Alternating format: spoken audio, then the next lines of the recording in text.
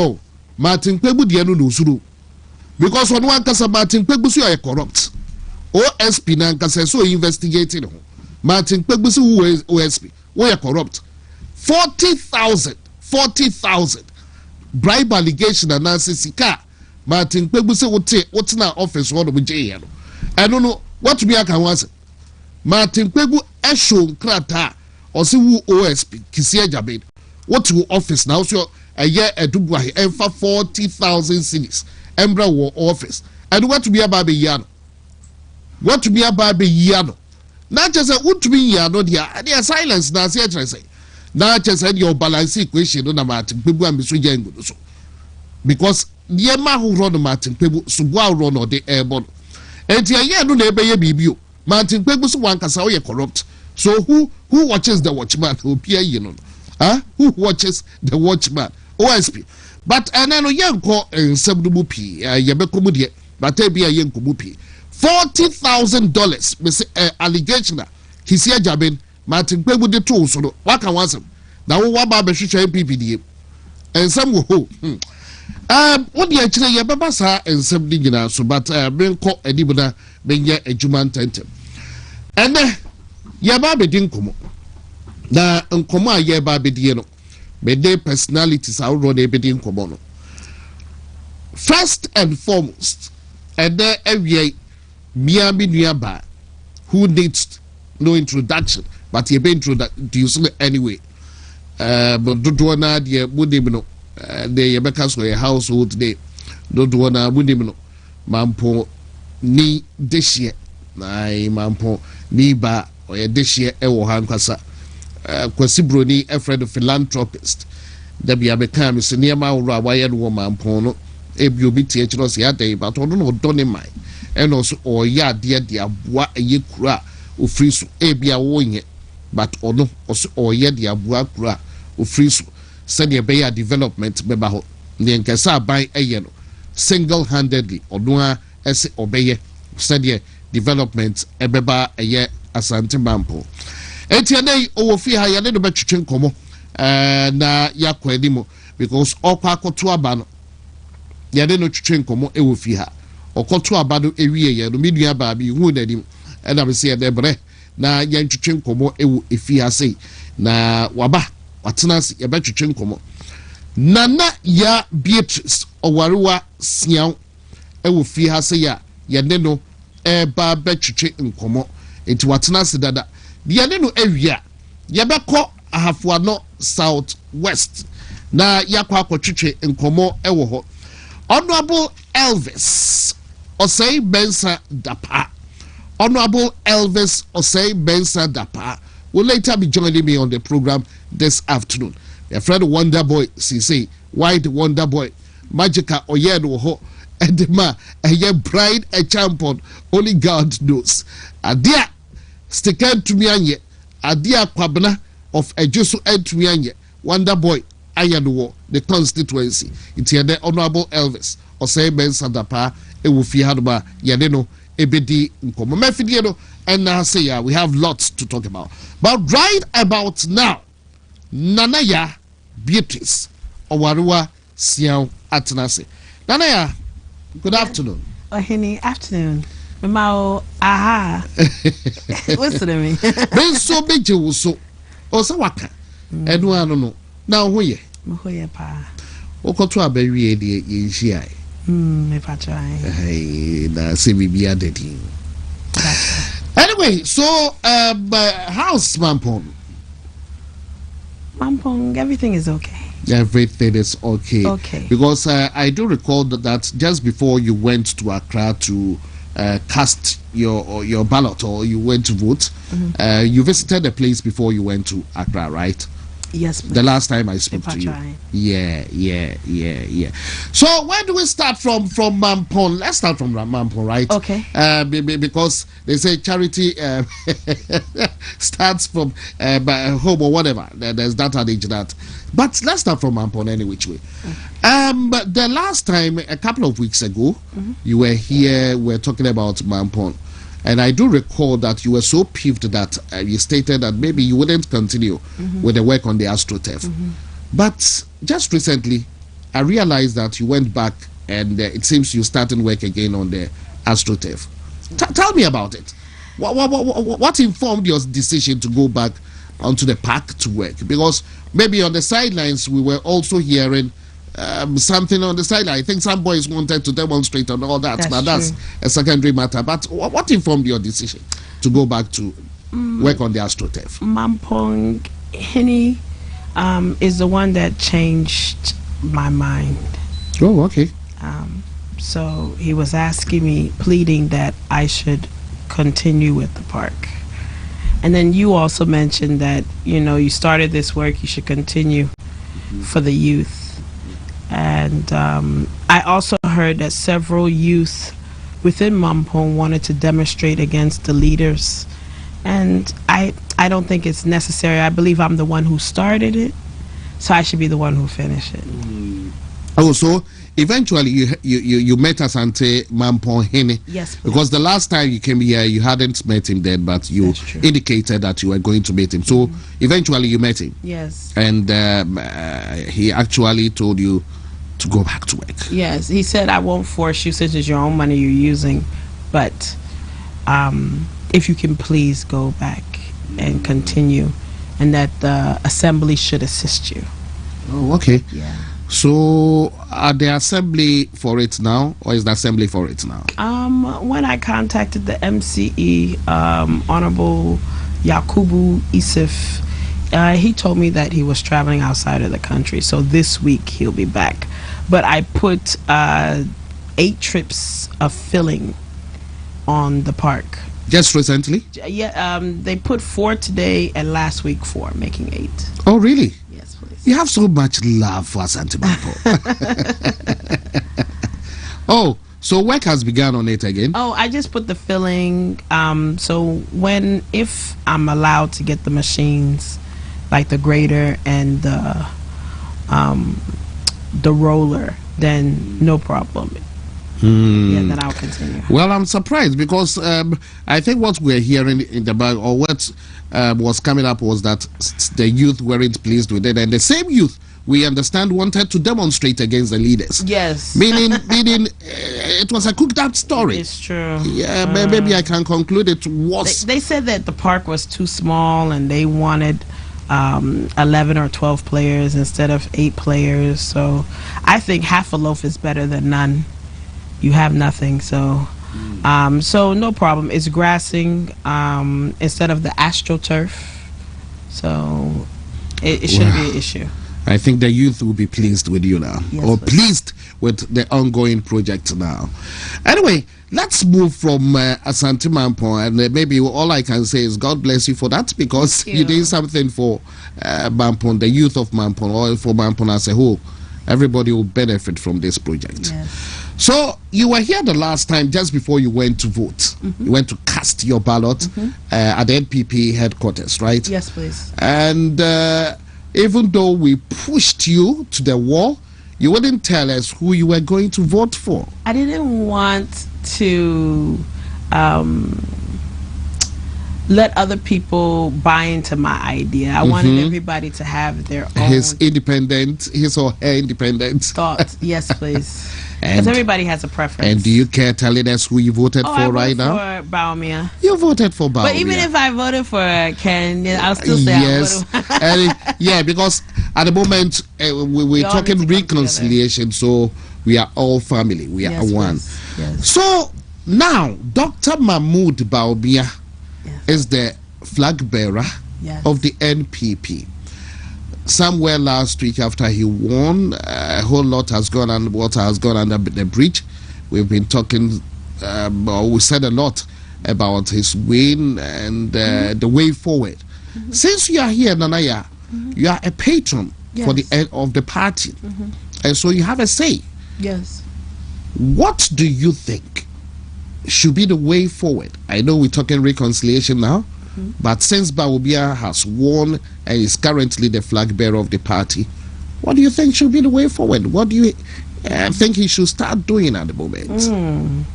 I think the way forward, first everybody's going to say unity, of course. That's the obvious answer. by all means, we need to be unified, not break into different parties and say we're going to do independent or form some new party. What is it called? Something FPU? Was it United FP? Oh, the past one? Some FP, right after something. Okay. Somebody saying something. I was like, ugh, we don't need to do all of that. We need to stay one. Second is Baumia needs to be like a father for all. You know, he needs to revamp, remarket himself as a father, have that compassionate spirit. You see how Mahama, I don't want to use him as the example, but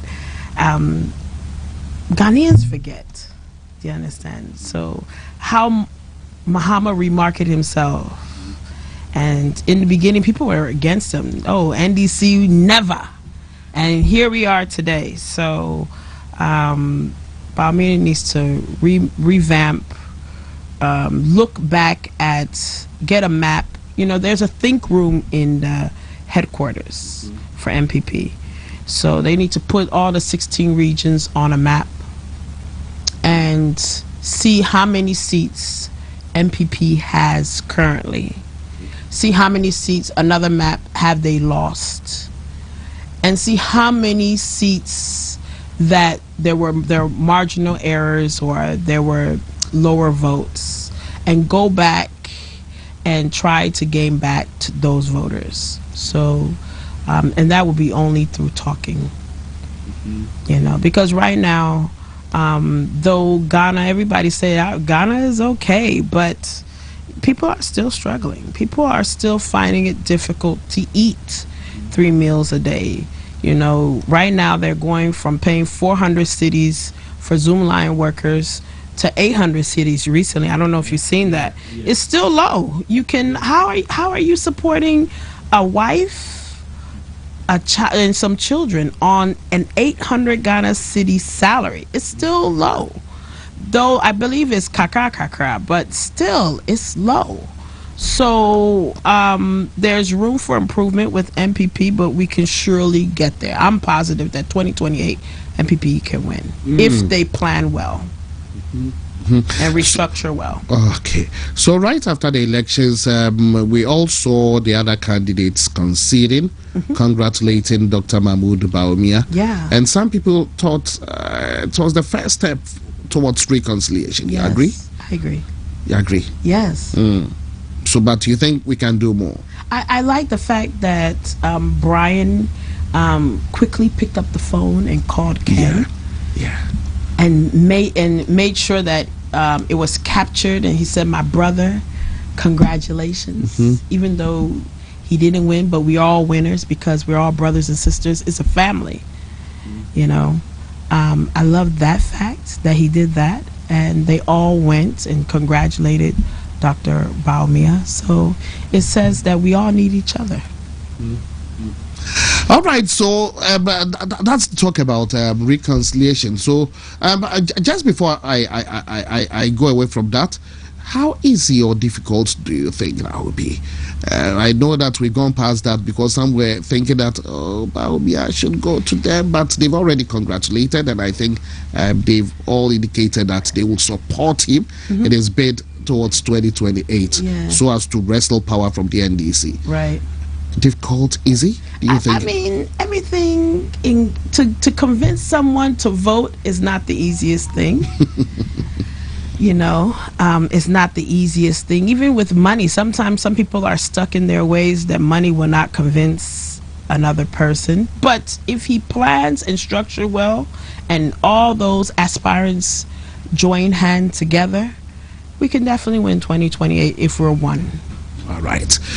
Nanaya Beatrice Owarewa Sian the Adeno Chitrin Komo and Arabia now the Afina de Wafidia Babe to Adoma Nanaya Enye Oho Ewu Studio Ha Ewuma Obabe Srai Ewoha na oye mamponi this year just a projects out road oye na Santibampo yen kan kra no ya kan be 40 or the egu for ba oye we see a hospital wards ni bi dia chewm e government hospital e wo ho bola chinchirincha be ye in fie mu di omuntu into a true e dia mom e wo ho classroom a waye ho adwuma bi e wo ho na say ni oye eye astrotef na asem e ba ho ampanifuo bi assembly na CSI himfu bi so ogbani enje ho ehun sem by bebre na bebu club na eka wabo astrotef na ekeka ko but you know yes you pay billions of cedis into your say odokra na bema bu onye ho adwuma ebio na say na nka emranti wa bi yes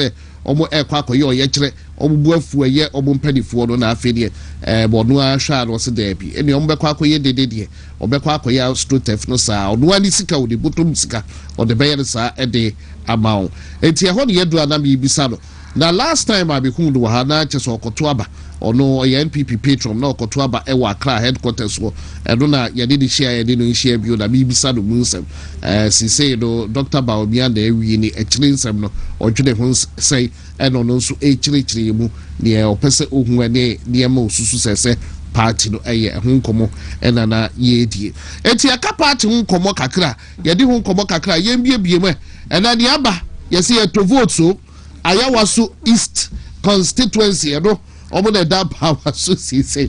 Nana ya, you heard about the primaries with regards to the NDC, the primaries at Ayawaso East this weekend. You heard about it? Yeah, I heard about it. And right after the elections, what came out? Vote buying and all that stuff. Oh, it's bad. For someone who stayed, you've been outside. I call you people being tools.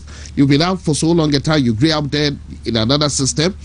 Vote buying in our setting or in our elections. What do you make of it? It's bad because you don't get the right leader. You get someone who feels like I bought the votes, so I got my seats. So me pessimistic. So you don't get someone who's coming in to help the real people in the constituency. So they should do away from it. But I understand why delegates do it, because they're the grassroots. They follow some of these politicians with no money. Sometimes they forget about them and they're in hardships. And it's now for them to get what's owed to them. I understand it, but sometimes, because I thought the Hajia Amina was going to win. I thought she was going to win. I was rooting for her because she's highly accomplished. You know, she's a board chair for Sankofa Mines. She's also a managing director or a CEO of an oil and gas company. So this is not somebody that is not competent, and all the other aspirants that were contesting with her also have high positions. But when you see that 32 inches TV, then 32 votes, I don't know what Malam or pastor he went to, but one person made a comment. That's when I knew that no, I don't think Hajia is going to win. They made a comment. There was a guy they interviewed. I don't know if it's coming from Baba Jamal's camp. He said, if we let her, that's his exact words, if we let her, then that means that any woman can poison or kill their husband. I thought that was a bad statement. But that's not the first time someone is succeeding the husband, right? Or taking over from the husband. What are you saying? In what our are you political trying to say? It's wrong, but she's competent. She can. So if they do a rerun, I don't think it will go in her favor. What they need to do, since everybody's harping on MPP as the corrupt and taking money, look at what's happening right now with NDC. But my focus is on MPP, not necessarily NDC. Who cares what they're doing? Yeah, but you know what? Normally they should find a position for her, like a high minister position. They shouldn't do any runoff. Find a position for her and for the other people that contested, because it's unfair. Because some votes that should have went to the other people went all to this supposedly person who bought the TV. And when you asked him the question, he said, what did he say? If someone gives you a gift, wouldn't you accept it? So he's admitting that that's what he did to get where he's at. And politics or politics, that's the name of the game, unfortunately. In Ghana. But Nanaya, you know the problem? It seems every politician knows about this.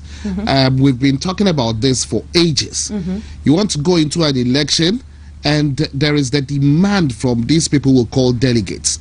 But normally what we do hear from the politicians is that, no, they just give out transportation. It's transport it's a money. lie. So that's where they conclude that it's just transport money. People come from afar, and sometimes they have to eat, so they provide foods. But then we claim it's transport money. Why, you don't believe in that? Oh, in my own constituency, the current MP did the same with, was it 4,000 or 5,000 cities to each delegate. And now they're increasing it, so that's transport money. That is 5,000 is someone's salary. But do you think we can actually kill this or nip it in the bud? Can something be done about it? I mean, you have any opinion as to how we can curb this? Well, right now the majority caucus is saying that they should cancel the election. You heard it. And we had pressed on. The NDC is currently hard pressed against time as well, because the deadline is on Wednesday. So I don't see how they can. Either. Yeah. So maybe the sincerity of this whole thing, I think some people think that, oh, maybe it's much ado about nothing. Yes. I think so. Too bad. But you think that rerun won't solve the problem? No. Why? Because, I mean, if rerun wouldn't solve the problem, it's the same delegates coming back to vote. Who else is voting? And somewhere with the opinion that maybe we have to take the two candidates out, failed other candidates, but I think it's late now. It's late. It's late. Well, vote buying. Elsewhere, you don't see that. You grew up in the States. Vote buying in the States. You ever heard of something like that? I haven't. You haven't? I haven't. I haven't. Maybe it happens, but it's not publicized like that. I haven't.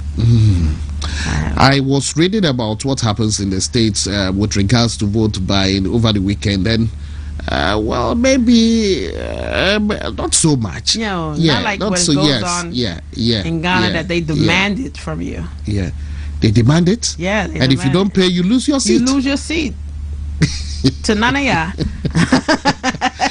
Yo, Bashafo, Nana Yana still Yadeno Ewo studio has said that Koma ye Diemo Fanche, the Shedia Koso Ewo Ayawa so East Wikedi, na wachi chewi, Bra Baba Jamal, ne Hajia Binanum Edie, say, Potoka 70 years vote by, na ye TV, colored television, 32-inch, na ye and they are from a committee and in Baba Jamal Ecoface committee, as a president, Mr. Ambassador Nigeria, where the no every na Queen so Fifi Kwete the Krata by who say a year NDC parliamentarians no so the Krata ba I been so bomb so was a member of parliament bay now Tifi Odma who went to yes as Canibia Mobeka Baba Jamal there. But quickly before I conclude on that, what do you think of the parliamentarians calling out Baba Jamal?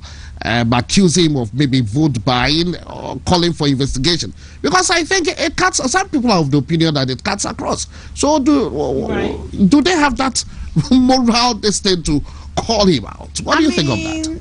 Okay, he left a diplomatic position, the Ghanaian ambassador to Nigeria, a high-profile position. For whatever his reason is, I can only speculate that maybe, Ghana, Nigeria is not like Ghana. They don't have any lights. They're off 24 hours a day. Their roads are in shambles. Their security is in shambles. Most Nigerians are in Ghana.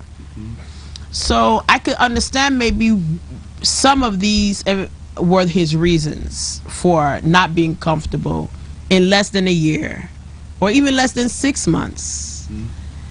You no longer want your position. I understand that.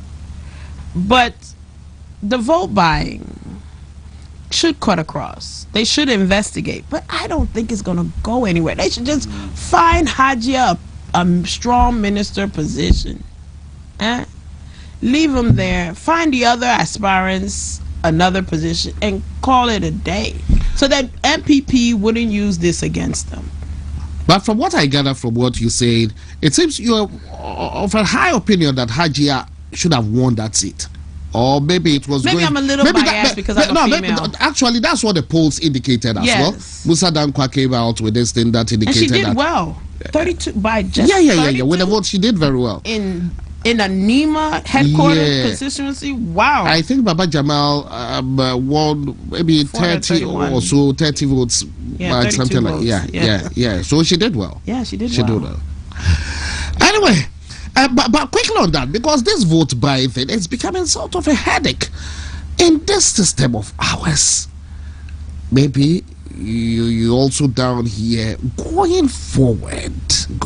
What kind of a system do you think we'll end up with in Ghana? This is the norm now. This is the norm. Welcome to Ghana. This is the norm. If you want to be a politician in certain positions, I think you have to buy your way to the top. You buy your way to the top. Look what happened with MPP. They were saying that each delegate got how much? Some 500, some 700, a total of 2,000 cities.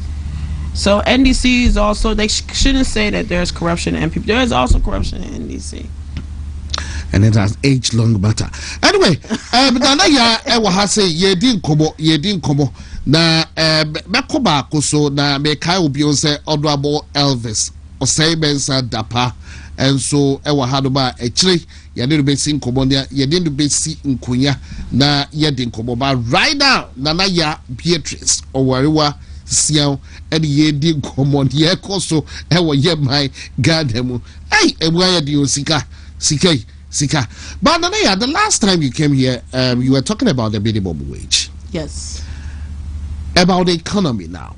Are you satisfied with what's going on currently? No. Consumer tax and all that? No, the consumer tax has increased from 4% to 20%. Yeah, 20 now. I told you, it's a bubblegum economy. It's just managing with tape. There's no real infrastructure. So by all means, it's going to fall. I'm not praying for that, but that's the future, unfortunately, unless something happens. So minimum wage is still low. I'm still baffled on how people survive. Because you always think about the minimum wage and yes. you don't get it. I don't get it. How? Why? Maybe that's why there's so much corruption in the system as well. And so much theft and so many, crime is increased and so forth. And it's unbelievable unless we put better structures in place. But at the moment, we're talking inflation as well. 3.8, do you feel it in your pocket? No.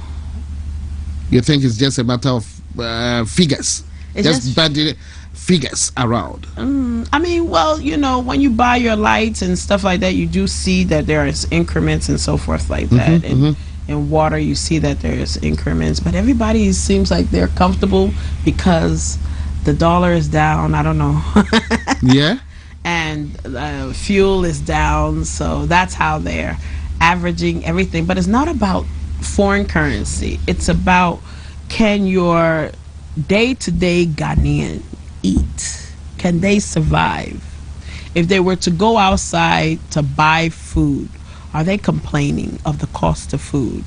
Do they have enough money to help their children, to give their chop money, to pay for their school fees and their tuition? Because now free SHS is not there. It's there to some small level, but it's not like during Akufo-Addo's time. So what do we as Ghanaians do? Because this is the leader you chose. So you can't complain. Because I'm not feeling it. You will feel it. And I'm also not the average Ghanaian either. Some people always make joke or make fun of us that Africans or Ghanaians are magicians. With the minimum wage, the way we're able to survive or go through it all. So we are magicians. Right. 600. You get sick when you hear of it? Yeah, I get sick. Because how do you eat? If you get sick right now, what do you do? And if it's not covered under NHIS, what do? Do you just die? How do you buy medication if it's not covered? You have this feeling for your fellow Ghanaians. I have that feeling, because yes. some people who are being toast like you, most of the times they come here, they don't care, and maybe they can't even survive in the system. And then they go think back. That there's too much pressure in Ghana. It's true. You feel the same? I think it depends. Or you just cope with it. I mean, there's some things about Ghana that I like. The people, it's easier to do business here. The people are friendly. You know, if you are okay financially, you can live in Ghana. You know, you keep to yourself, you can have an enjoyable life in Ghana. It's not like the U.S. where there's hey, work, home, work, that's it.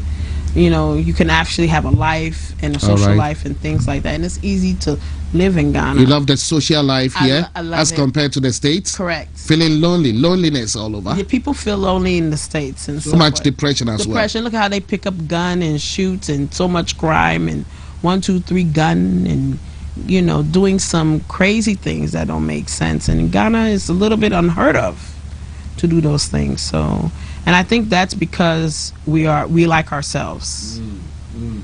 But Donna, just before we part company, or if you have some other things to talk about, you have been in the States, you grew up in the States. Yep. And when you come to Ghana, you see a whole lot of our youth, they gather money wanting to travel outside the country, elsewhere, greener pastures somewhere. Right. And you've been there, you grew up there, you went to school there, and now you are here, you stay here in Ghana, and you're saying all this. What would be your advice to the youth out there who also want to be in the state? They say, nah, Ghana is not for us. We just want to go out there for greener pastures. But sometimes you can make a good living here in Ghana if you think deeper on what you like to do, like your passion. You can become your own boss within Ghana. You don't necessarily, there's no guarantee that if you travel to the States, you'll become successful. Maybe that person, even to eat is a problem. Maybe they're doing odd jobs. You talk to them and they tell you that there are a whole lot of opportunities there as compared to what we have here in Ghana. And look at how many Ghanaians are getting deported back to Ghana. It's a lot. They could be under Trump. Under Trump. Look what we're going through with Trump. So, though the structures and its advance, you know, in the U.S., you can never compare the U.S. to Ghana. But sometimes, if you think about it, you might do better in Ghana than you would in the States. So there's no need to rush. But what about opportunities, finding opportunities? Because they think that maybe setting up a business here is very difficult. Really? Setting up, yeah. The youth always talking about capital. Where do I get the capital to set up? Ah, okay, yeah. Like in the U.S., you can get, once you have a social security number, you can easily get a loan from the bank, and you know, with that loan, you can go get a mortgage. In Ghana, who's coming to give you a loan and those things? Like in the U.S., you don't need to buy your car straight out with cash. You can do it with payments. In Ghana, who's going to let you buy a car with payments? Even a house you can mortgage. So I can see there's differences, but maybe gradually we'll get there. We'll get there. We'll get there. All right, finally, any message out, any message you want to give out to maybe, do I use the word fellow Ghanaians? That we should vote. 2028 we should vote. Yo, some of the kind of na be bisado say emrantiwa emabawa buso peso obutu kwai the day futu and ode ma o can say if you few because wo fear dia and just a social life na no so ya obotaka anaju to be consider bi hu anaju ya sinkonya na bottles you twitwa kakra na abrochire de okono wa be shede oko be shede eno dia na akwa ye bibi e wo ho nti o kire se wuya business bi wo ha dia ya na ye the guarantee bi e de wo se otukwan kwa abrochire na je se okosisa sika e de abo no de it na me na me ka se bi no mo ha okoka o se capital ye penos you eno mum de e wo ho de na e bi abrochire obenya sika bi obi ya so wase na o de atoka bi o de to bibi ba had wina and they come out and also that ye baba to aba ba omi aka se nkakra krank ye bedru ho yo e bia nke tuma ba omi anke ye dru ho no dada enti e ho afutuo e na no de ma eye emabunu no enti nana ya e na bede no e wa ha nana ya sorry then that was what can finally your message to Ghanaians, so you say they should vote in 2028. They should vote in 2028. Vote for Bawumia. Vote for Bawumia in 2028. So once again, thank you for passing by. Thank you for having me. Yeah, and when will you go back again to Mampong? Tomorrow. Oh, you'll be going there tomorrow. Yes. Please. Oh, Mampong is blessed to have you around. Thank you. Thereby, emfa the sika kurem no or the sika ye bibi ewo ni kurom nti be na be kan so ye nhira ema eye mampofo nti mem no o se astrotev no wasan hyase okoho obeye nkakrakra beya ba bia di agoraban na nka ye sa de ma we gina ba so obeye oba bi so obeye enti na ya da se why ya me enhira amen ya da se ebusuafo eye WONTUMI TV so edie WONTUMI TV so edie na eye dwumadie na ye toa so no na ya na wote ne no passing through on a Monday afternoon enti na ya ebai na ya brepabo no obesa atene enti mampofo mu astrotef no de ose ode na tie ni bia Kwaku so a chese oba betoa adwuma no eso na ya kwani mu Talk Ghana dwumadie so edie Talk Ghana dwumadie so edie na ye ko edima kosoa na tie for go se me yede de badi Foku ojina beko bianko ye na foku trase na trase what's the plan be foku de ohu na di ba wie o odi ohene ba adopa na uhu foku edi na bia yubre odi no nsi aka se ebo de eba dia enti honorable Elvis Osei Mensah Dapa is my next guest na foku ho ye de na me adome ho ye na foku no Obojumo. Oh, so Obojumo. Dream na say the whole Ghana. Yo. Ani amano ni nyina. Na you na aka ya na. Meba. Ani adoma. Na amananefo no nti ohu jai kra. Amananefo dodo say. Pa. Dodo say. Pa. Dodo say. Pa. Amon nti ohu jai kra. Mo yo be so be dase. Why? Dase. Dapaba, what's that? Waba na or Tuniama Baku. You, but Eddie, bento idea. So, you, Ben Faway and from make us say Honorable Elvis Osei Mensah Dapa at Nasi. Messi, there a pennyford to me, Anyano.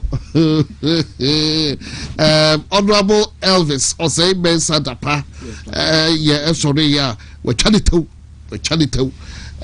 sticker constituency about the homody be sticker and to be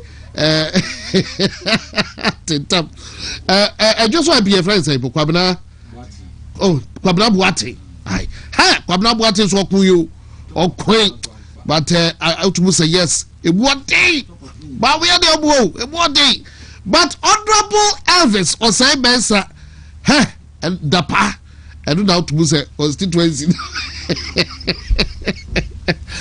Sure, Mobaman can be mentioned about some honorable chain. A bra ye primaries no. Because say honorable the Pabians and a coy Professor Peter Chumesi, although a Director General of a year NS National Sports Authority. Na lawyer Kwesi Kwache Sebe and so Ekahubi.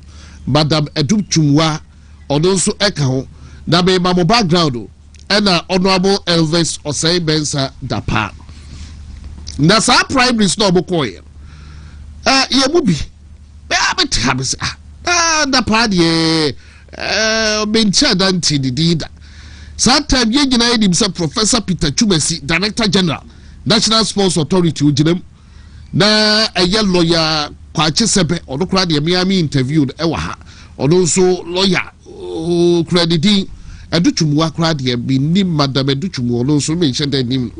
After ye kotu aba a whole professor. Now just a young man and the tikwa kafom say poo professor Chuba senior 7 votes. Single 7 votes. Kwachi Sabe enya 84 votes. And Educhumwa Madam enya 48 votes. Okay, coming in ad yebuma 139 votes.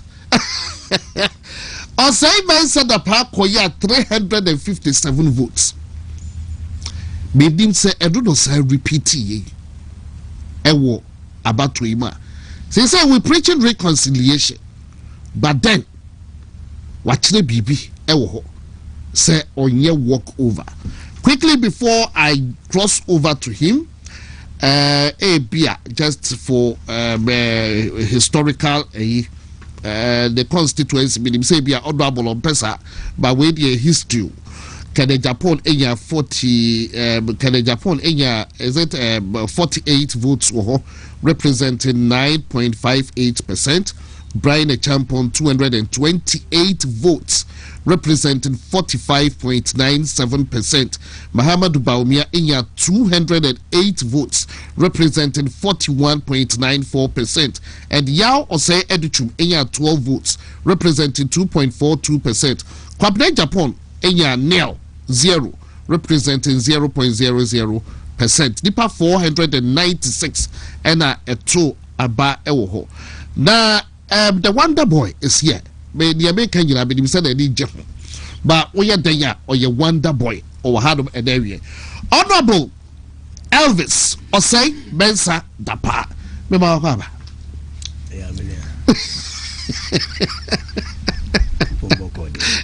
Yeah, do. Me we na also here. Papa. Ade ewie me bo gumbe ana se. Do obo ni na ebi. Honorable. Me ma kwa baby. Yeah. Now we dear Dr. Bawumia really but one can say more congratulations. That's a papa. Honorable Elvis Osei Mensah Dapa.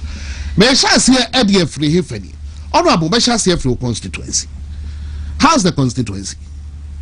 Oh, so far so good. Like I keep saying, things are in order. You know, can say Bibia did an aquam. You go so Frena, your friend, you know, so many delegates. And I have one indigence as my a baby a niswadi home a jumedi say the Dane Damecano. Say you as a member of parliament, Dodo now I dream be say or your henny and na him for a summoner. But Minkuma, I'm with a view, different perception. Say you as a member of parliament, would you make any say, oh, best summon, oh, mindful. So far, so good. Me go summon so. Your band constituency, so, and your mother than our cream. Kakra, meet me travel for your children. But, honorable, when your first time I will brush a bit of but you will be a teacher or constituency. Without being saying words, you will say, "Oh, ground spa." Maybe a new way say "crantia." But the ama and then we crowd children.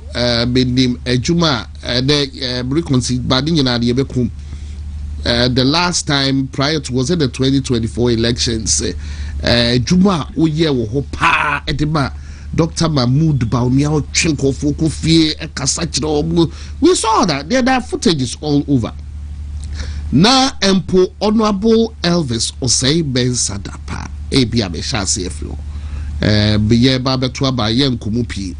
Na waha asa oko Kennedy. Na onko fudi wachi. That last hour what we are bright. Na what chesa edobi ediwachi. Tales. what's the secret? What's secret? The body. You mean purpose I'm doing me fa if the case so na machete for ne ahwefo ne tichu ene half an southwest addition na me fa fidie so na mabo mo so abaso papa ne fa kese no enkoma delegates to aba eye nanu memende twem ene na wotwe when munyam sha omo share me sadi o kan no keke no kre because when so kakra me so ansa kakra ana later me so akarizin so kakra na nina na nkamfo ano mi hu wetie wo biemu na aye ensembi ni namwiem abrantie we okoha wabaha me dem se meni achinye bi age okoko message ho no ma kofo twetwegu ho you ye be kire wunyansa e be ye we nam so we robots nkwa robotic line o di papa bi en ho ohu apete kwela one because on fedi papa ma me do atem so I don't consider those comments say wono ebia nipa bi na ho that robot line na bi na omode criticize here but anokwasem woman say Megina Zakaria woman so Trinsiano in fact me pese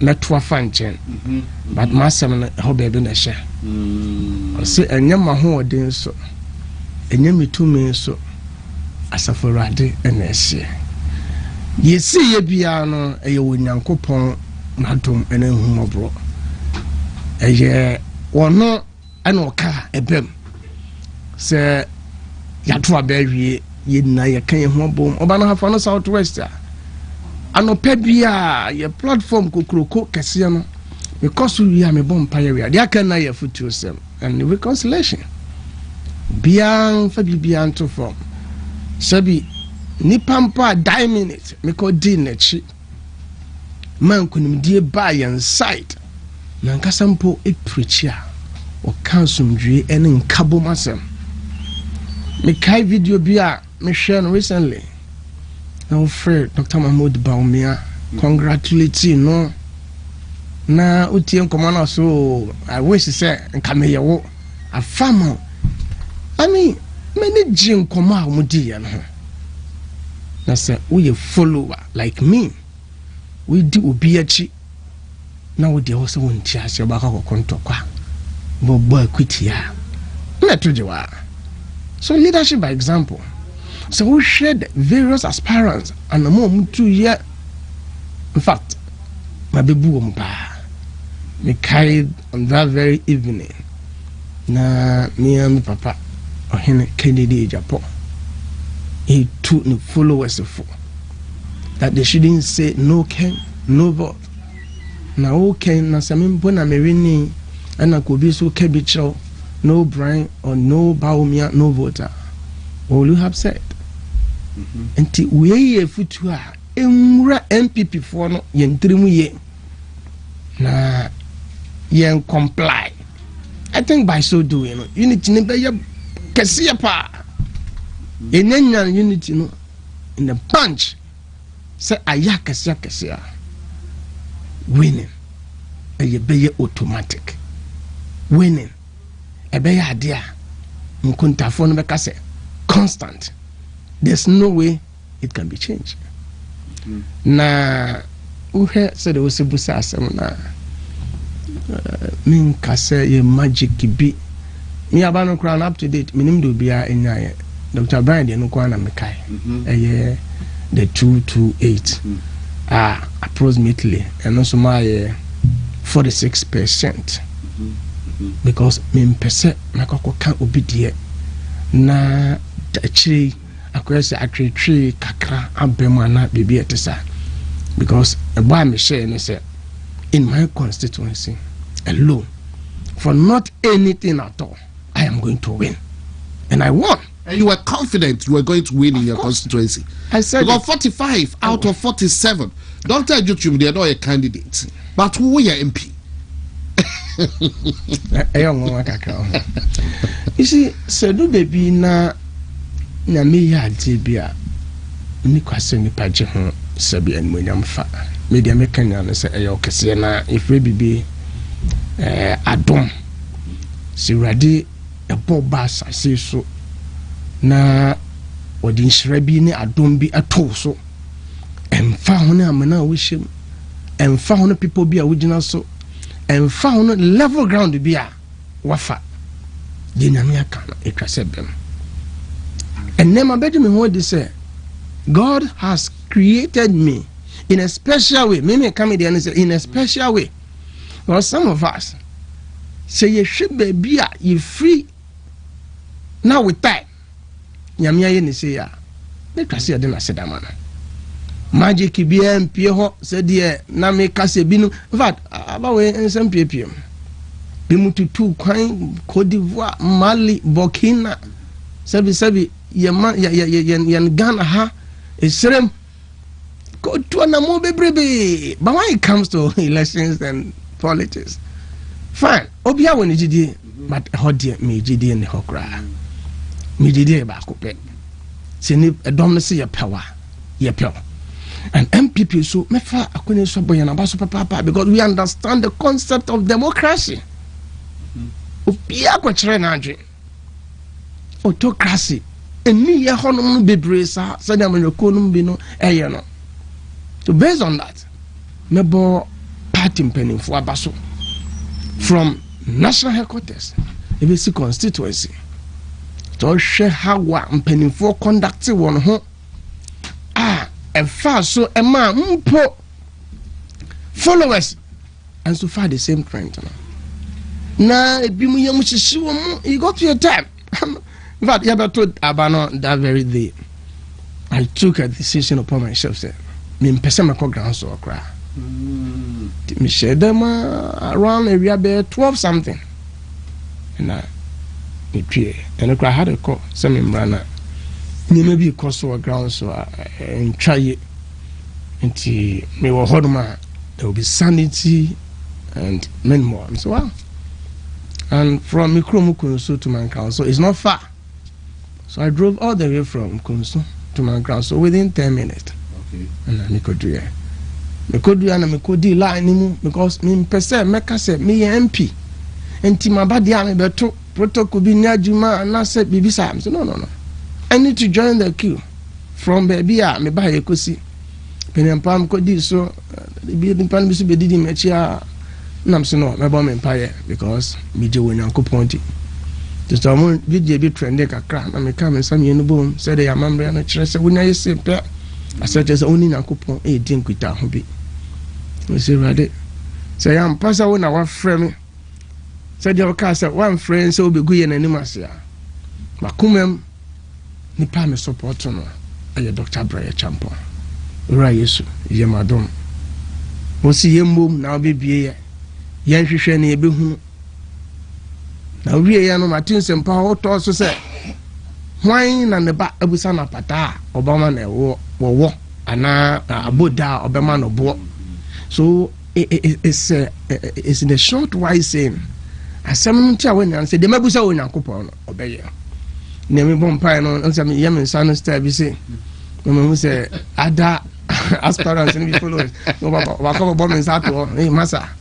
We are trying to do campaign here. You know, campaign has ended for over 3 days now. So, sorry, send me for me. Sano cry. What you say? I was only thinking, say, me act it. Until because me bomb me channel. Dr. Braya Champo, you could no for no. Or you can see be chair, be in the yes, no nation for. Oma will be about. No, I'm saying Timothy.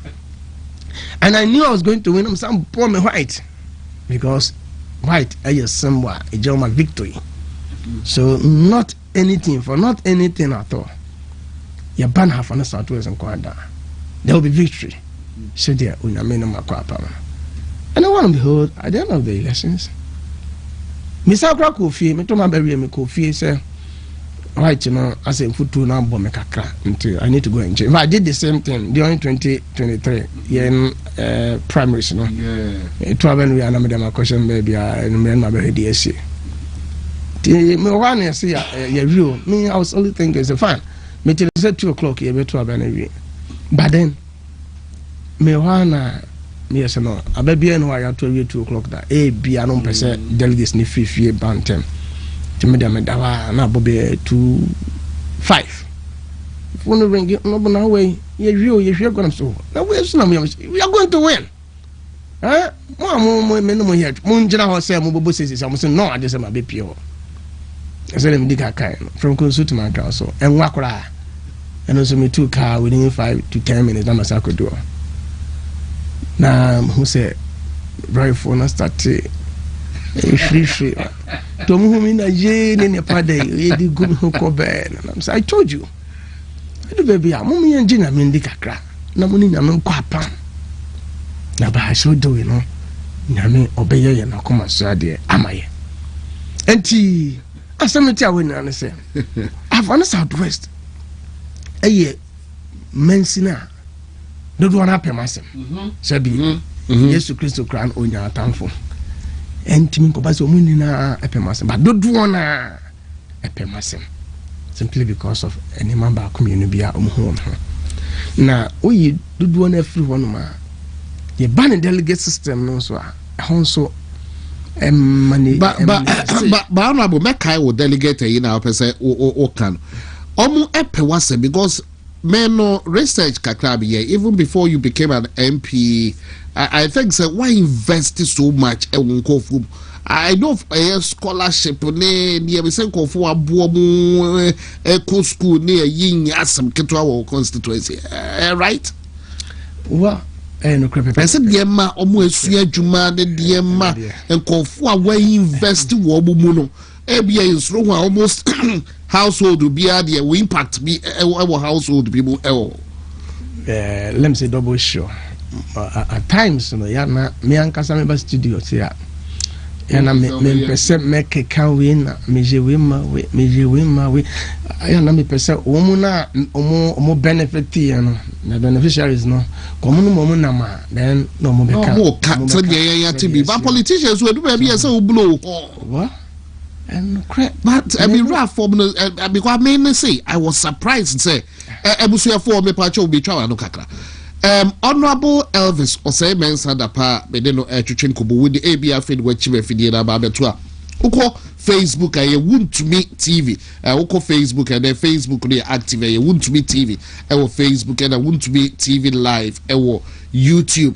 Honorable Elvis Osei Mensah Dapa aye MP for Ahafo no Southwest na ono ne no Twetwe Nkobo ebia ama me jina honom kakra isi say no yes reconciliation ye nyina ye di kobo party na ba be baako but the hodon ye na one say 45 constituencies e one sentimental had what is say ebutu and a Dr. Baobia enwi ni baako 47 emutu and a Dr. Baobia enwi ni baako ye Dr. Ya Osei Educhum the constituency on Nkansah no jina mu bi nipa 5 no na oka ho and a baako a onunsu ewini ema the candidate na Elvis Osei Mensah Dapa edi bride echi and to be winning the constituency 228 votes as compared to 208 votes eti ono enya 228 for bride ewo ho nipa 496 and Dr. Baumia ya 208 ewo hodom eti ano na akwa ye nkofo won because they before say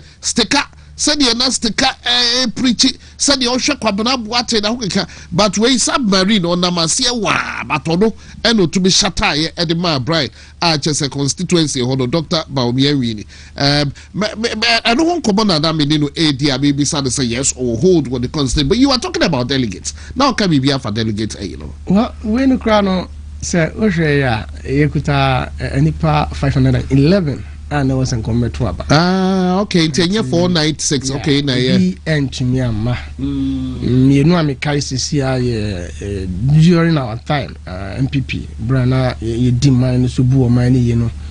I couldn't buy my medi binumu ra police, military, no, make kind of or military, no, but also police name, but man pass. And I said, well, now I'm sure my sentiment release my mama metrobi.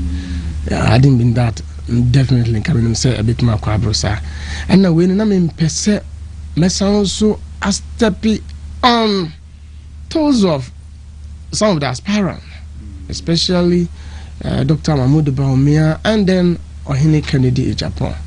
It is also a campaign and I mean not even one occasion or single day. I'm a kujina baby, maybe I'm a can be a big good sebi. Any of the aspirants anymore say. But rather than I mean and say, maybe a mini panel bar. What's a gun of winning? And that's all the gun of winning. These are some of the things that I may hear there, may bohun the room. It is already my canopano no, let me kujina on said, a binum kujina ho. The guy, my boss, my predecessor, yeah, Joseph Kwaku, yeah, some pahene, but. Oh boy, you might have every day. I will never lie. I'm about 5, no one say. No power grounds, I'm to know. Me, I believe in my delegates. There's no way on me, Yama. The course on that, but no more. I say, Memram, my job, no. Me, baby, Chanko Chinanko. My boss are correct. It's one call, grab. Make a horn around top something. I'm going to 103. Okay.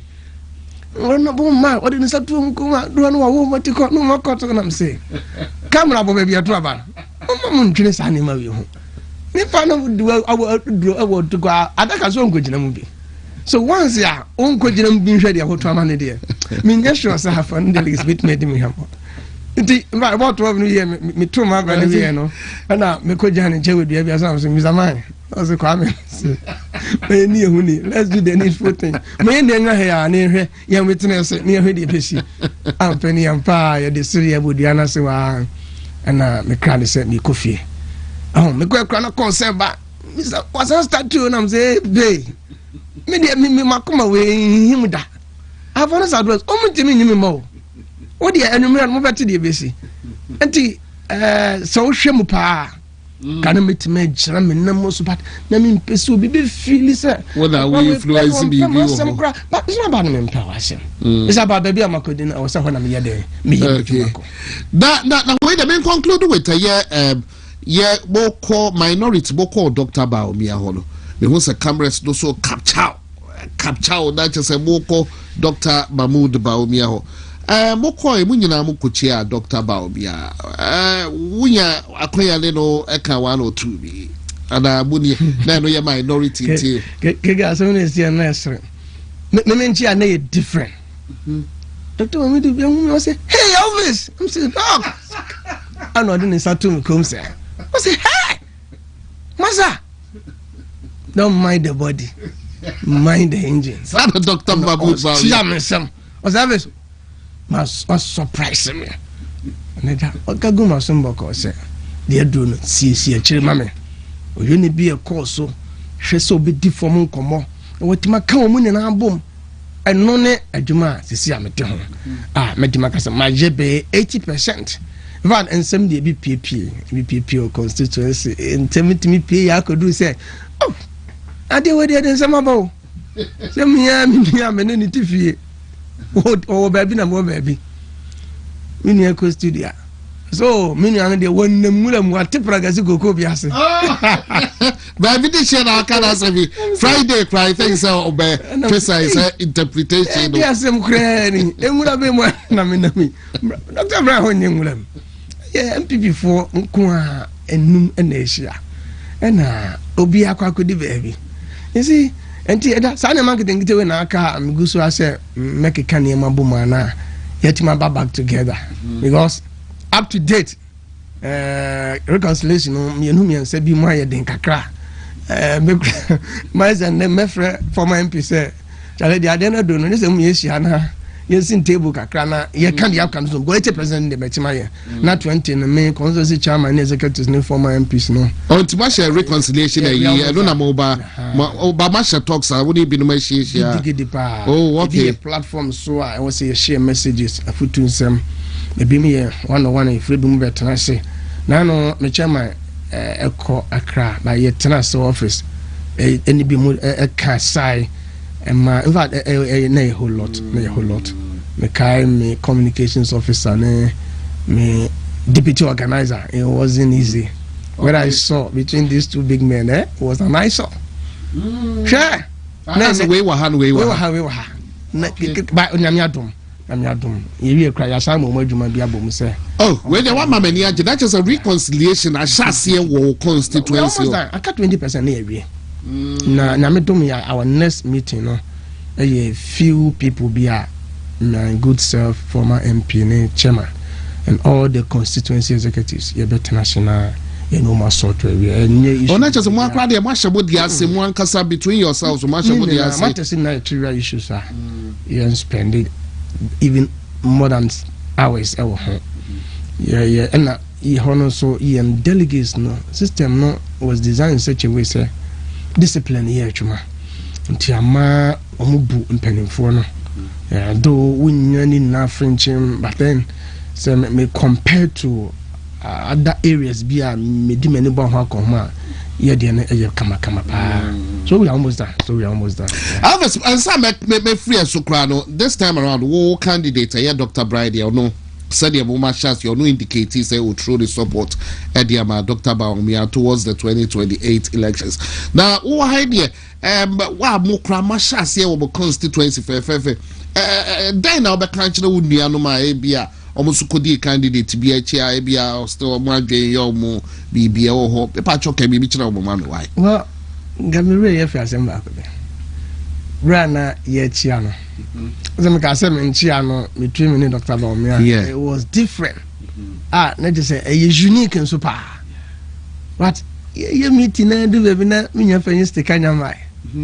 You honor no be hot. Yeah. The guardian of our name would determine. No, Haggy Dr. Baumia. Now, then effect. United we stand, divided we fall. And he me fa kone so.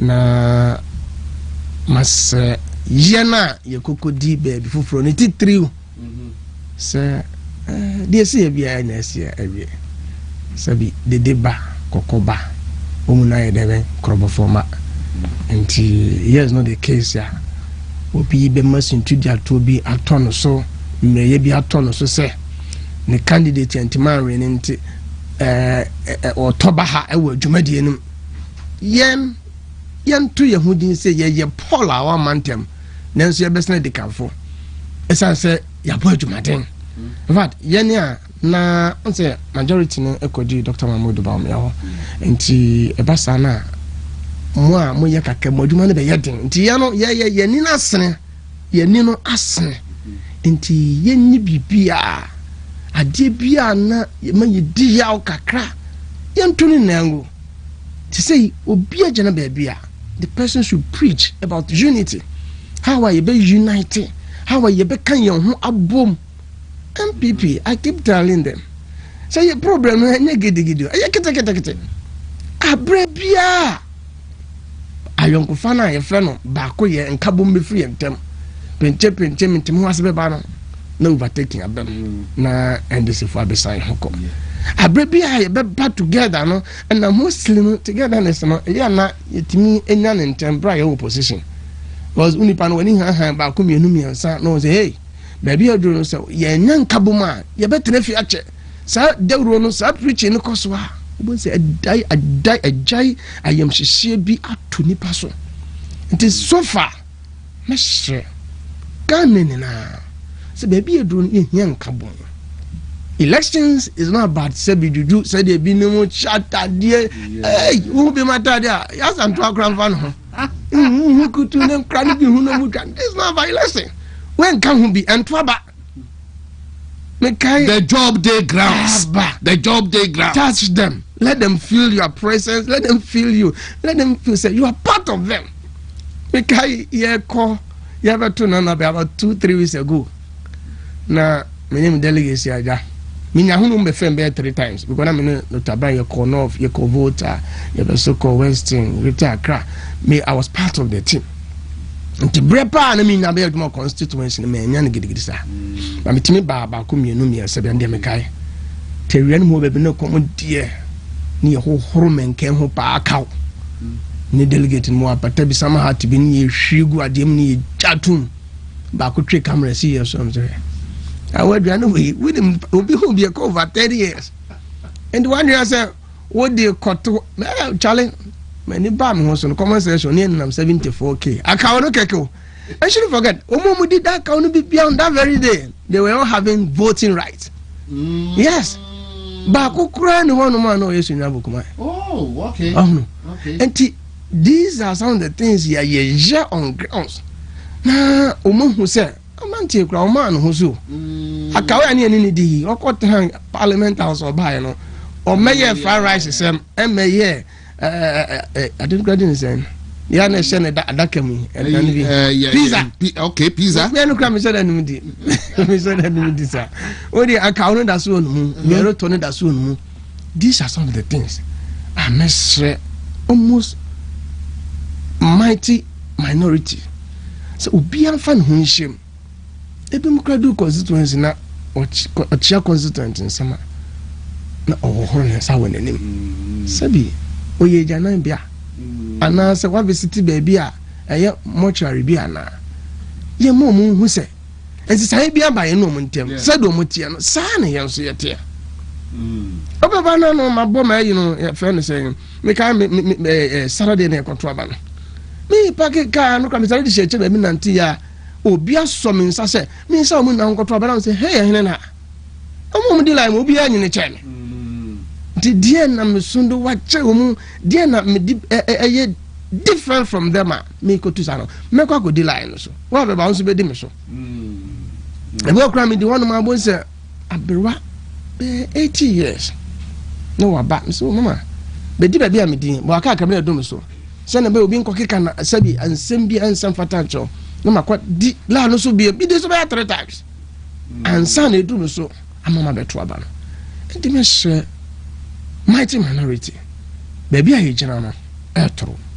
mumma yin sort of a hand 10 bien free mu do constituency bia me kai Dr. Brian Champion mam 6 constituencies bi say me o mama assignment bi say me nyama no it was about 3 days to be now drew baby now tie feedback e ba fa me colleagues ni bi ho a na aya rehose ti me share baby a ye dro no power winning power nde bibia hu aje kwanya obefa so a obesua ho brase umma obi hu se woye kokoti wa hantan bi 20% dia comment na eba no o transit bi a manfo bi pie ba no percent crofo bi off temo mesha ni nuanom MPs aye MPP for aye jam mighty minority anem se yenya ahomprase honhom ye manya misro embra ye mu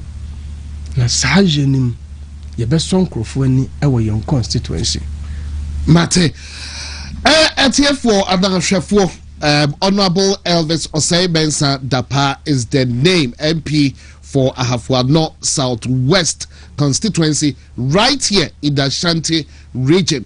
Na ono na o support Dr. Bride Echampon fully every name the constituency for a year Dr. Bride Echampon or no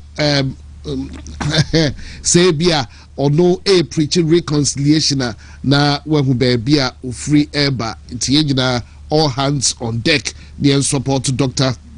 Baumia for a year 2028 elections no yam brought in a year your horizon a DND MPP home come fine yan kwani mo year MP for a year Ahafua Southwest India yam bie mu kakrada me komo we because as I know the talk of the town na be the say bia honorable so ha odo akra the Bachelor of Science wo a year agric mu enti ba do pia yon so dia bia the if say bia Bachelor of Science in agric the nim di wo ho pa ye be dia no so nko but right about now honorable briefly maybe sir aya was so east about to also a course weekend as I don't come on and confu dia the Baba Jama and the Okoshia committee deadline is Wednesday letter every president one of my say Baba Jama in no crowd Nigeria no ye free da kunya so why would you have parliamentarians and the Ghana elections here no am this for them so who why no kwa one transportation kakra mobile between Baba Jamal Abuoso or yes you don't get the and na nkomo pi na so ewo NDC camp but vote by Honorable Elvis Osei Mensah Dapa Yeah, my mu has said, yes, yeah, transport money, you'll be what your term, and that 32-inch in APM, then yes, some get to a motorbikes, maybe echoes, then okay, and their fasa vote buying in Kobe. I'm be try and throw a dada yet. 70 million, man, ya jatum. As me could try me, Sabi, me bear my name and try me Pietros Okaho. And I don't expect anything less than the 3,000 plus now. A daho for now. Secretary be and quarter so. And I'm now okay. Now the banner says 2,000 and I may make a bubble say on him now. So I'm the now about 7,000 can also do an abbey. Etinia, I rehearse some mercy. I will have on the southwest. And let me still lie. 10. Me won't go never 100 a year, man. More summer had to be a mere meeting, so I say. When the constituency share ho, a bit to form the MP who fear normal bomb. Me bre. Cocoa craft will be soon. It be there, it be mother hospitals. The yammy ya, I am a back one, Sabi. Cocram, I taught no for back home. I said, just what baby also call hospital. No one carry cocoa 7 bus. When you one back in pool. I said, who na na who can. You are telling baby. I just said to Rebel to Naman and say, on found 20 pounds near my termin, those people don't care. Men for more. We are Manoka say, oh, dear, Facebook or Corasio. Take her for correct. A dinner, forget you. I tell you. Sure. And to Miss almost say, Papa, dear, mamma, don't do that so that you're more about 50 to 60% of them, they are octogenarians. Now, shape mammy and the tiffin and them fear you watching 80 years.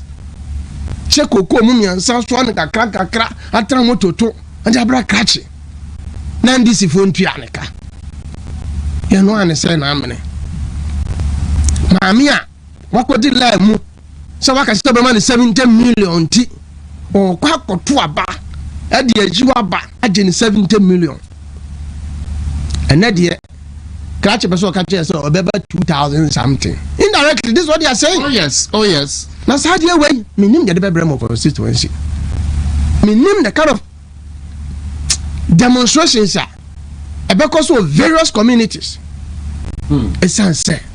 And this if we do more, or maybe have on the southwest if we have more, and net across all, Bonquasu for back.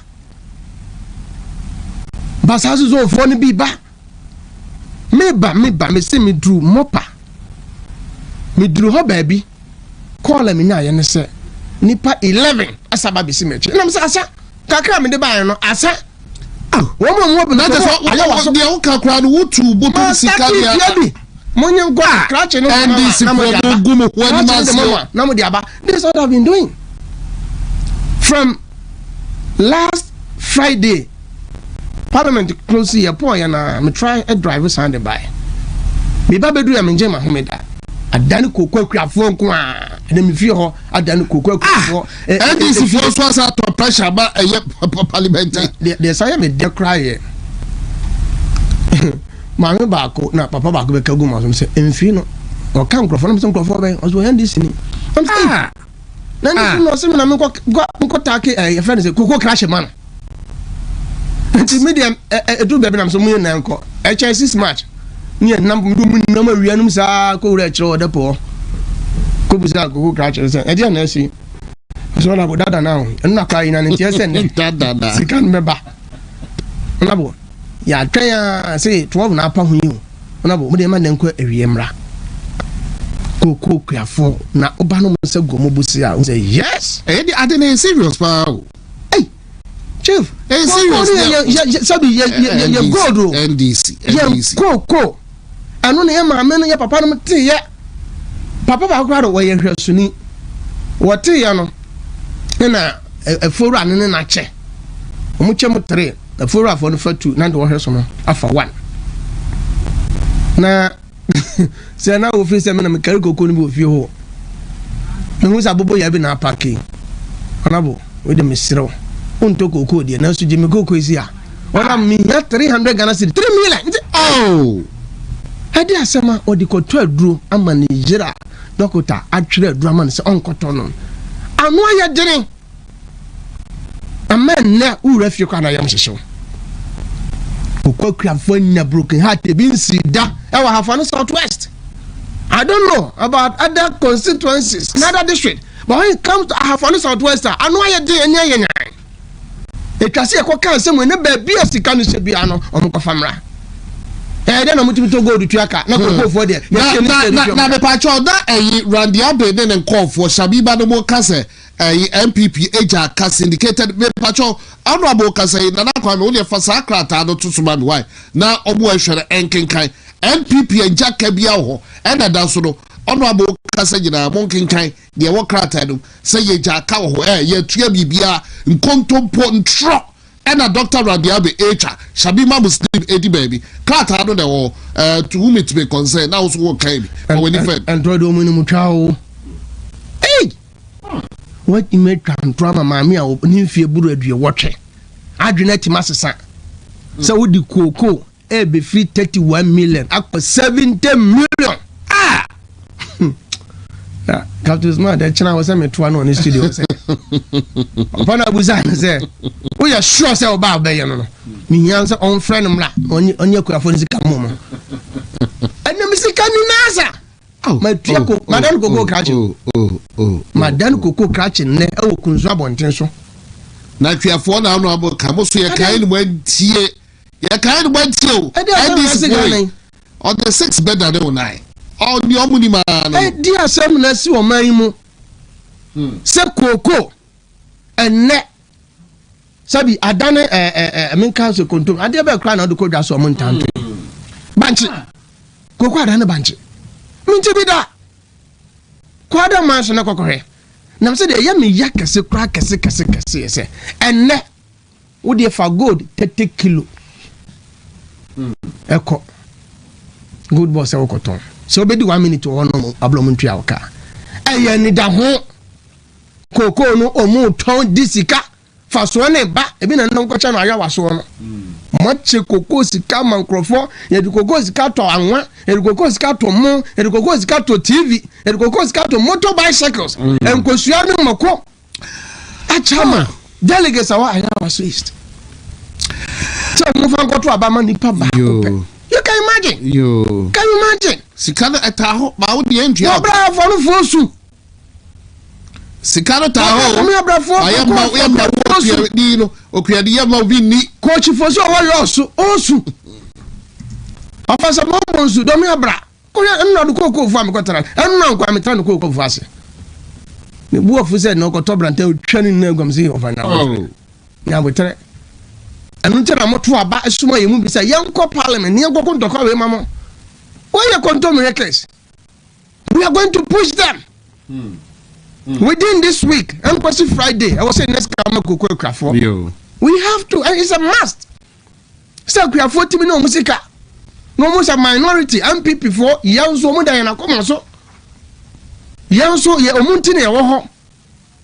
Because that's the way without minority, there's no way in this for betrayal. And I said, I say, Jacka, yeah, but me crowd me cancer, they said, you come here, you be more way for the Cacrado with the Triaca. And they say, I say, Randy Abbey, the Toland cruises, they hire.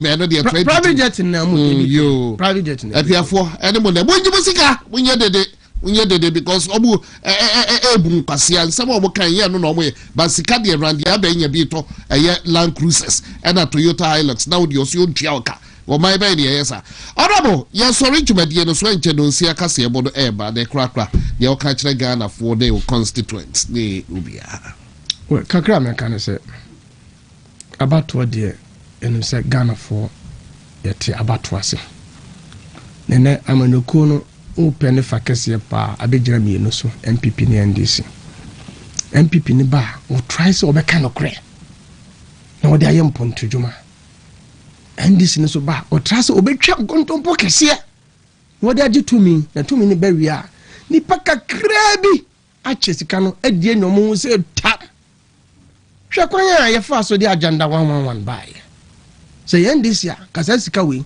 koma chama nipa kakra bi obi afu ayema na do danko akufo ado se etwa se mensin bia enya agenda 111 na ne seso etese kufo emergency eno na konsu afano south ye na ye de eno na afano south east adudwama omusunya omde na ye busa ye ho se ni jiemu ade na asie ama ne and this is what I know much at that particular project.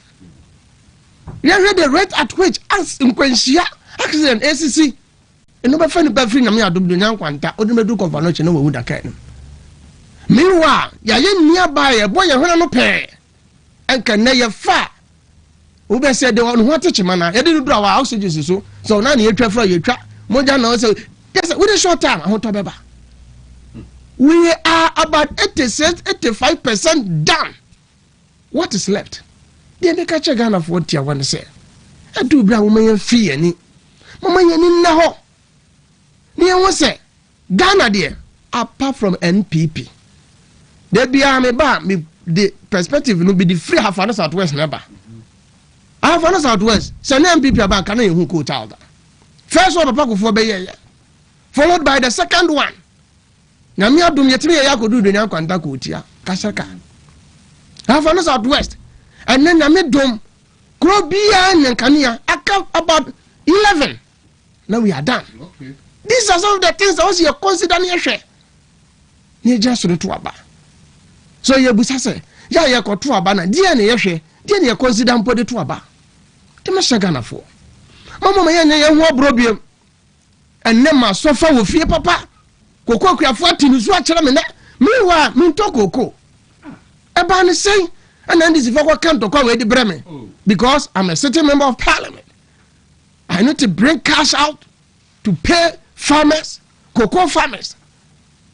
Me straight him before if we na near be broken heart bia and this adiama koko kuafo me do makoma broken heart na ba foforo auto block na de bi atwitwi akoma no so ice block no na wa pe bibi adi na wa do mofo na wada obi anna na so ne no kun na rade de cheye na me si free wa chenako minority MPP for mighty minority why bia ye be fa so amo mo nsa ka musika no eno ne ye ne so ade hu eno ne ye da ye so na ewia afomu mo mpa ye nta ye chi na 2028 ye nkwaji tumi no kutu eyam famra meda busuafo ni na ase busuafo nso eda wase da wudi abeba ba bi de hye kwa kusi ochia o pa osi ochia pa la o hwe so eti osi ochia ba adamo ye beda wase eni wadaje yamen koswana o ma wa hoden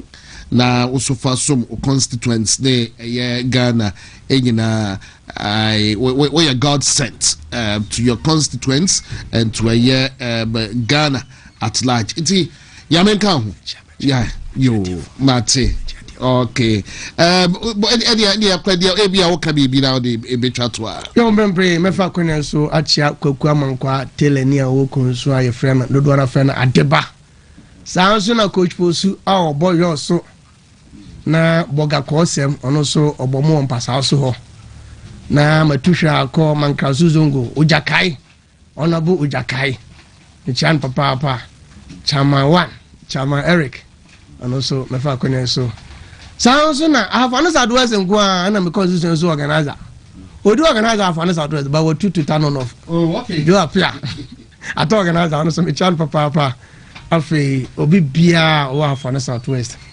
mo MP me chiamu ni na kokokuafo nka makoma ntomo yam eda wochina mo beteme nka yada se papa once again ya me enshraw ahade ya de djubadie no ebesi meda obi biara ase enche kraye de no nsia kase ebo no nso ebro you just heard from a year honorable Elvis Osei Bensa Dapa or MP for Ahafuano Southwest constituency.